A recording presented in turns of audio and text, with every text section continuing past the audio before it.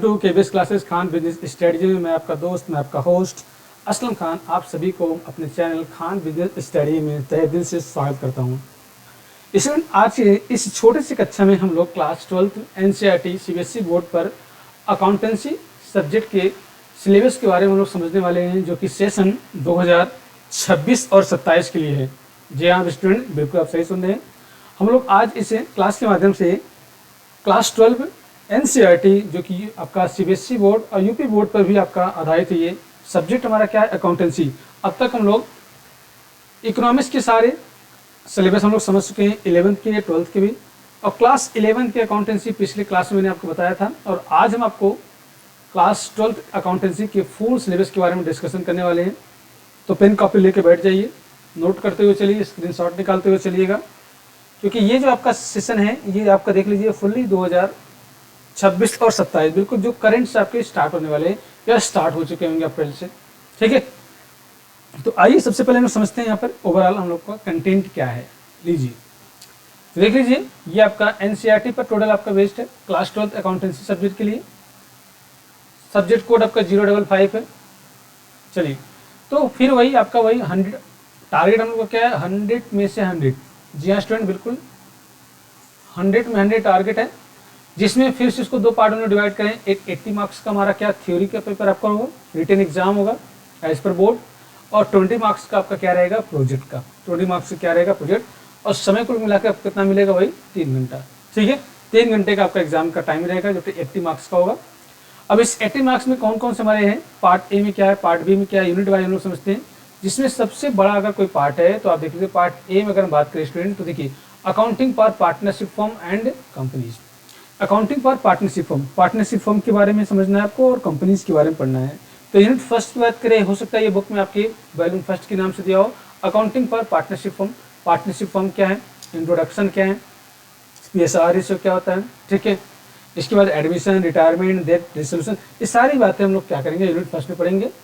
Unit 2 की बात करें तो यूनिट 2 हमारा क्या है, अकाउंटिंग फॉर कंपनीज के बारे में आपको अकाउंटिंग, स्पेशली शेयर्स के बारे में पढ़ना हम लोग को, और डिवेंचर्स के बारे में आपको पढ़ना है, प्रेफरेंस शेयर को लेकर। अब आप देख सकते हैं स्टूडेंट, ये दोनों आपका ओवरऑल ये देखिए 36 मार्क्स का आपका ये कवर कर रहा है। ठीक है, 36 मार्क का आपका ओवरऑल केवल पार्टनरशिप कवर कर रहा है। तो आप समझ सकते हैं कि पूरे क्लास 12 अकाउंटेंसी में आपका पार्टनरशिप का वेटेज क्या है। अगर हम बात करें तो पार्टनरशिप का वेटेज जो है सबसे ज़्यादा, अगर वाइड अगर कोई कंटेंट या सिलेबस अगर है तो पार्टनरशिप। पूरी एक मोटी सी अच्छी खासी किताब आपको देखने को मिलेगी अगर आप डिटेल में पढ़ेंगे तो। चाहे आप टीएस ग्रेवाल साहब की बुक ले लीजिए, चाहे डीके गोयल का बुक ले लीजिए, एनसीईआरटी देखेंगे तो बहुत ही पतली सी बुक है। हम एनसीईआरटी को आपको और प्लस अलग अलग सब्जेक्ट के जो टीचर आपके हैं सब्जेक्ट के, उनका निचोड़ एक कॉम्बो पैक लेके आएंगे। उस कॉम्बो पैक के थ्रू आपको पढ़ाने का, समझाने का प्रयास करेंगे। बहुत ही इसलिए प्यारा क्लासेस आपका होगा जब जैसे मैं आपको शुरू करता हूँ उसका सारे चैप्टर वाइज क्लासेस। ठीक है, पार्ट बी की बात करें स्टूडेंट तो देखिए फाइनेंशियल स्टेटमेंट एनालिसिस, जिसमें हम लोग स्पेशली अगर बात करें तो फाइनेंशियल स्टेटमेंट एनालिसिस को हम लोग यहाँ पे करेंगे, समझ लेंगे होता क्या है, कैसे हम लोग कंपेरेटिव और कॉमन साइज और कंपेरेटिव दोनों चीज़ को हम लोग डिटेल में समझने वाले हैं। और ओवरऑल एक बात हम लोग और करें तो यूनिट 4 में आपका क्या है, कैश फ्लो स्टेटमेंट।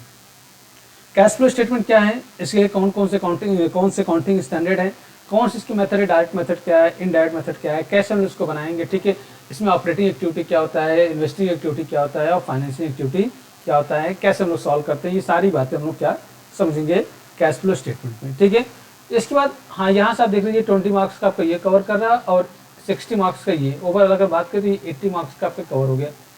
फिर वही पार्ट सी में आपका आएगा प्रोजेक्ट के वाले मैंने आपको बताया था, प्रोजेक्ट आपका 20 नंबर का होगा। प्रोजेक्ट में एक आपको टॉपिक दिया जाएगा, और टॉपिक के थ्रू आप क्या करेंगे, अपना सब्जेक्ट मैटर तैयार करेंगे, क्योंकि बाहर से टीचर आए हुए होंगे, उनके थ्रू आपको ये वाइवा टाइप का आपका क्वेश्चन किया जाएगा। ठीक है, ये था ओवरऑल आपका कंटेंट। अब एक एक चैप्टर को हम लोग क्या कहते हैं, यूनिट वाइज को डिटेल में समझते हैं स्टूडेंट। ठीक है, ओके, स्क्रीनशॉट लेना चाहे ले सकते हैं आप। आइए तो देखिए पार्ट 1 की बात करें, पार्ट ए की बात करें तो करा accounting for partnership firm and company. आपको यहाँ पर पार्टनरशिप फर्म के बारे में पहले समझना है। आप देख सकते हैं यूनिट फर्स्ट में क्या करा है कि पार्टनरशिप फर्म, यूनिट फर्स्ट में क्या है पार्टनरशिप फर्म, सेकंड में क्या है कंपनी। तो अब पार्टनरशिप फर्म क्या होता है, इसके लिए कौन कौन से एक्ट बनाए गए हैं, कौन कौन से मतलब कौन एक्ट बनाए गए हैं, 1932। पार्टनरशिप डीड क्या होता है, पार्टनरशिप 1932 के अंतर्गत सेक्शन 4 के थ्रू पार्टनरशिप का क्या डेफिनेशन दिया गया है, इसके फीचर, सारी बातें। डीड क्या होता है, और उसके बाद कह रहा है कि provision for Indian partnership act, जी हाँ बिल्कुल यहाँ दिया है कि 1932 के through in the option of the partnership deed, partnership deed के ऑप्शन अगर अगर ना बना हो, न तैयार किया गया हो, तो उस पर क्या क्या प्रोविजंस किए गए, ये सारी बातें। फिक्स फ्लक्चुएटिंग कैपिटल हमारा क्या होता है, किस में हमारा करंट अकाउंट बनेगा, किस में नहीं बनेगा। Preparation of final preparation of profit and loss account and appropriation, जी हाँ स्टूडेंट ये बहुत इंपॉर्टेंट टॉपिक में आपको मिलेगा। एप्रोप्रिएशन लाभानी नियोजन खाता। इस बात क्या है, division of profit among the partner और गारंटी ऑफ पार्टनर, ये भी आपका इंपॉर्टेंट टॉपिक है। गारंटी ऑफ पार्टनर, किसी एक पार्टनर को गारंटी देता है एग्जिस्टिंग पार्टनर के थ्रू। इसके बाद कोई हमारा एडजस्टमेंट अगर रहता है related to interest on capital हमारा है, interest on drawing, salary and PSR, ठीक है, प्रॉफिट शेयरिंग रेशियो। देन इसके बाद बात करें स्टूडेंट, ये आपका बहुत ही इंपॉर्टेंट टॉपिक आपको मिलेगा गुडविल। गुडविल के बारे में क्या होता है, गुडविल होता क्या है, इसके मीनिंग, इसके नेचर, फैक्टर क्या होता है, ठीक है, factor method of valuation of goodwill, goodwill के कौन कौन निकालने के मेथड क्या है, एवरेज प्रॉफिट मेथड क्या होता है, सुपर प्रॉफिट मेथड क्या होता है, कैपिटलाइजेशन मेथड क्या होता है, और लास्ट हमारा क्या रहेगा, एन्युटी मेथड, ठीक है, एन्युटी मेथड। तो इतने कौन कौन से मेथड है ये आपको समझ लेंगे। देन इसके बाद बात करेंगे अकाउंटिंग फॉर पार्टनरशिप फॉर्म, अभी चल ही रहा टॉपिक आपका, इसमें रिकंस्टिट्यूशन एंड डिसोल्यूशन की बात कर रहे हैं। तो एक आपका चेंज इन पीएसआर रेशियो, ठीक है, और इसमें पीएसआर रेशियो में क्या हो रहा है, changing among of existing partner, जो हमारे पुराने पार्टनर थे उसके बीच में क्या पीएसआर रेशियो चेंज हो रहा है, कब होगा, तो सेक्रीफाई होगा, तब होगा जब गेनिंग होगा आपका, ठीक है। इसके बाद क्या है, accounting for revaluation of assets, assets का रिवैल्यूएशन करेंगे। भाई सीधी सी बात है स्टूडेंट, ध्यान से समझिएगा, पार्टनरशिप फॉर्म में 2 या 3 पार्टनर ऑलरेडी एग्जिस्टिंग पार्टनर हैं। अब सीधी सी बात है, अगर कोई नया पार्टनर फॉर्म में एंट्री करेगा तो सीधी सी बात है वो कुछ ना कुछ लाएगा सर, कैपिटल लाएगा, कैपिटल में एसेट्स कुछ भी ला सकता है, कैश प्रॉपर्टी कुछ भी ला सकता है, कैश से ला सकता है। तो इससे हमारा एसेट्स क्या होता है, इफेक्ट करता है। उस इफेक्ट को जानने के लिए क्या इंक्रीज किया, क्या डिक्रीज किया, एज ए सिमिलर हमारा रीअसेसमेंट ऑफ लाइबिलिटीज, लाइबिलिटीज में हमारा क्या चेंजिंग हुआ, इसको जानने के लिए हम लोग क्या करते हैं, एक अकाउंट ओपन करते हैं आपका नॉमिनल नेचर का, जिसको हम लोग रीवैल्यूएशन अकाउंट के नाम से जानते हैं। आगे बताएंगे इसका फॉर्मेट क्या होता है, कैसे काम करता है, ठीक है। ट्रीटमेंट आप किसी प्रकार का अगर कोई रिजर्व दिया रहता है, एक्यूमुलेटेड प्रॉफिट दिया रहता है, ये कैसे हम लोग उसको जनरल रिजर्व दिया हो, तो इसको कैसे हम लोग एडजस्ट करेंगे, इसको बैलेंस शीट आउट में कैसे इसको सॉल्व करेंगे। देन इसके बाद अगर पार्टनरशिप फॉर्म में अगर एडमिशन होता है तो एडमिशन क्यों होता है, एडिशनल में फंड की रिक्वायरमेंट पड़ी है, एडिशनल टेक्निकल नॉलेज की हो गई, स्किल की बात करें, ठीक है, या हमने क्या किया है, बिजनेस को एक्सटेंड कर दिया, अब हमें काम करने वाले लोग की रिक्वायरमेंट है, इसलिए हम क्या करते हैं, फर्म में सभी साझेदारी की समझ से एक नए पार्टनर को फर्म में एंट्री कराते हैं, उसको बोलते हैं admission of a new partner. इसका क्या इफेक्ट होता है, ठीक है, partner on change of the profit sharing से। हाँ, अगर कोई पार्टनरशिप फॉर्म में कोई नया साझेदार एंट्री करता है तो क्या हमारा पीएसआर रेशियो क्या होगा, ये सारी बातें, ठीक है, पीएसआर रेशियो में क्या इसका इफेक्ट पड़ेगा। Treatment of goodwill as per AS 26, ध्यान के पहले हमारा AS 10 था, अब ये AS 26 के थ्रू हम लोग गुडविल का ट्रीटमेंट करते हैं। रिवैल्यूएशन ऑफ एसेट्स, यहाँ पर एसेट्स का रिवैल्यूएशन करेंगे, reassessment of liability, treatment of reserve, accumulated profit and loss, adjustment, capital account and current account, balance sheet, ठीक है, किस किस केस में करंट अकाउंट बनेगा, कहाँ पे कैपिटल अकाउंट बनेगा, बैलेंस शीट कैसे तैयार करेंगे, सारी बातें हम लोग क्या करेंगे समझने वाले हैं, ठीक है। देन अगर बात करें स्टूडेंट तो देख लीजिए, ये सब देख लीजिए, अच्छा खासा मैंने आपसे पहले कहा था कि ओवरऑल पार्टनरशिप आपका आउट ऑफ 80 में 36 का वेटेज रख रहा है ये, तो समझ सकते हैं 40% से ज़्यादा आपका कवर कर रहा है अकेले पार्टनरशिप, ठीक है।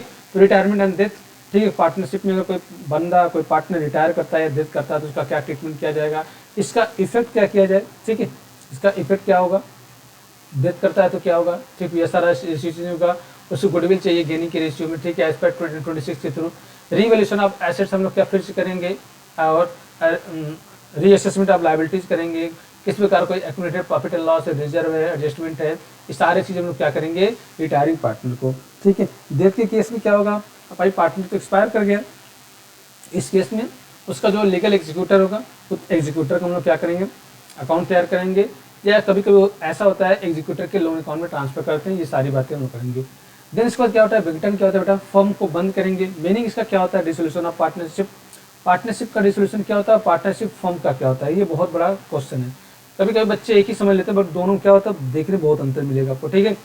करेक्ट टाइप्स ऑफ डिसोल्यूशन, आपका डिसोल्यूशन ऑफ फर्म का विघटन किस प्रकार से किया जाएगा, भाई वॉलंटरी हो सकता है, भाई कंपलसरी हो सकता है, भाई कोर्ट के थ्रू, भाई शेयर होल्डर, ठीक है, सॉरी पार्टनर के द्वारा, तो अलग अलग तरीके के द्वारा हमारा क्या होता है डिजॉल्व होता है फर्म, ठीक है। इसका क्या सेटलमेंट होगा, रियलाइजेशन अकाउंट कैसे हम लोग तैयार करेंगे, ठीक है, बैंक अकाउंट कैसे तैयार करेंगे, ठीक है, कैश लेजर कैसे तैयार करेंगे, ठीक है। इस केस में क्या करेंगे, प्रॉफिट को डिस्ट्रीब्यूट कैसे किया जाएगा, ये सारी बातें हम लोग क्या करेंगे इस the solution of partnership form के चैप्टर के अंतर्गत हम लोग पढ़ने वाले हैं। हाँ, इसी में आपको गार्नर वर्सेस मरे, ठीक है, ध्यान रखिएगा, गार्नर वर्सेस मरे का रूल आपको देखने को मिलेगा, ये सारी बातें आपको बताएंगे।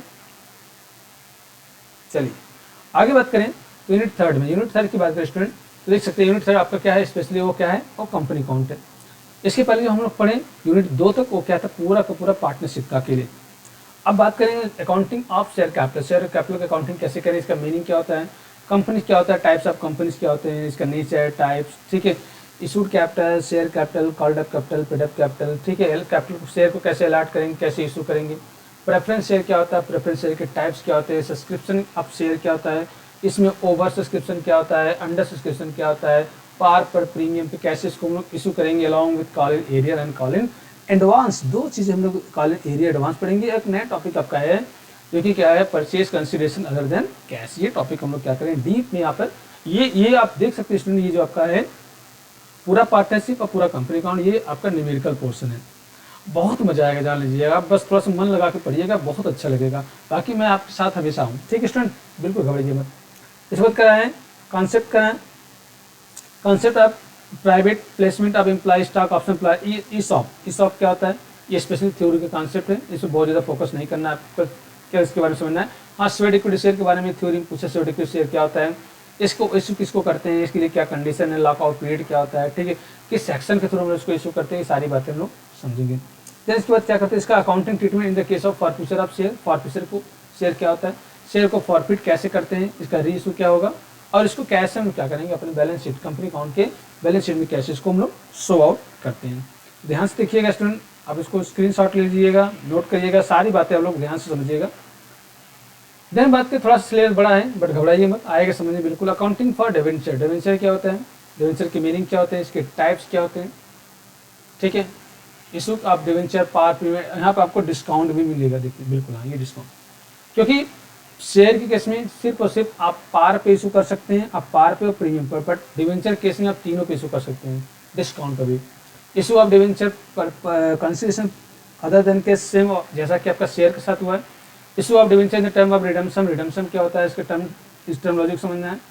कलेक्ट्रल सिक्योरिटी क्या होता है, ठीक है, इस पर टीडीएस काटा जाएगा तो क्या होगा, रिटर्न आप कैसे करेंगे इसको, ठीक है, ये सारी बातें हम लोग पढ़ने वाले हैं। ये हो गया पार्ट बी की बात करें।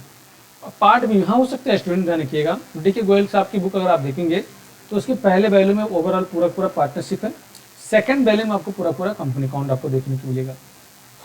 तीसरे बुक में आपको ये पार्ट बी के अंतर्गत फाइनेंशियल स्टेटमेंट, स्पेशली अगर बात करें एनालिसिस ऑफ फाइनेंशियल स्टेटमेंट आपका, इसका मीनिंग क्या होता है, इसका नेचर क्या होता है, इसका यूज क्या है, फाइनेंशियल स्टेटमेंट का, statement of profit and loss, balance sheet क्या होता है, एज पर प्रिस्क्राइब फॉर्म आपका major heading sub heading as per schedule 3 आप कंपनी 2013, ध्यान रखिएगा।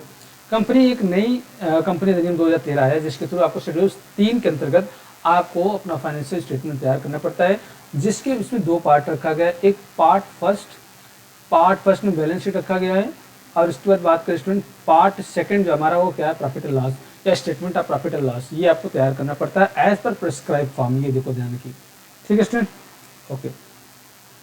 इसके बाद बात करें हम लोग तो अगला टॉपिक हमारा क्या है, मीनिंग ऑफ स्टेटमेंट, इसमें मीनिंग आपका सिग्निफिकेंस, ऑब्जेक्ट, इंपॉर्टेंस, लिमिटेशन। इसके बाद tools of financial statement analysis, ये आपको समझना है।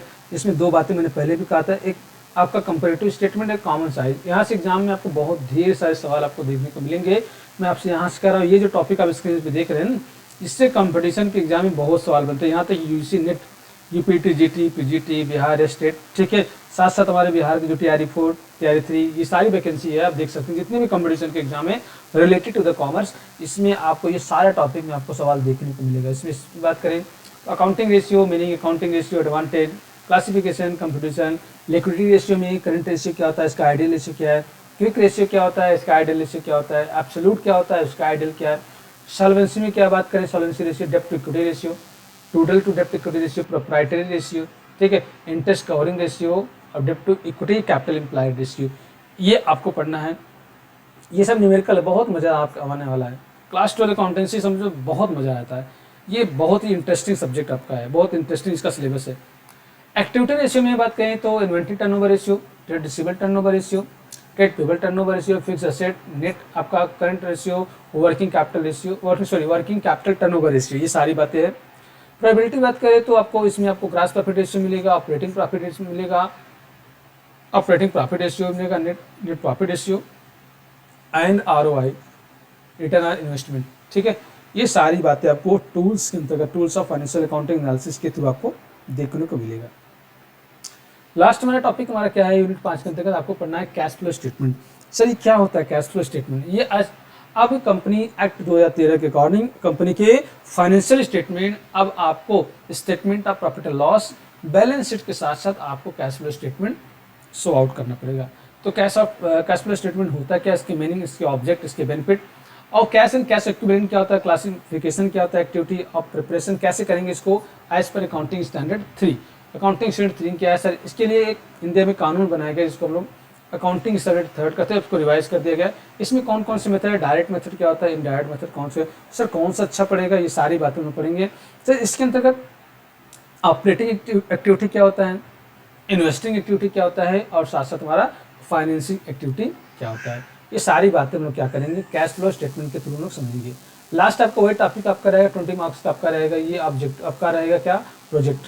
जैसा कि हर सब्जेक्ट में मैंने बताया था, यहाँ भी आपको प्रोजेक्ट देखने को मिलेगा। तो स्टूडेंट कैसा लगा सिलेबस, कैसा लगा क्लास बताइएगा।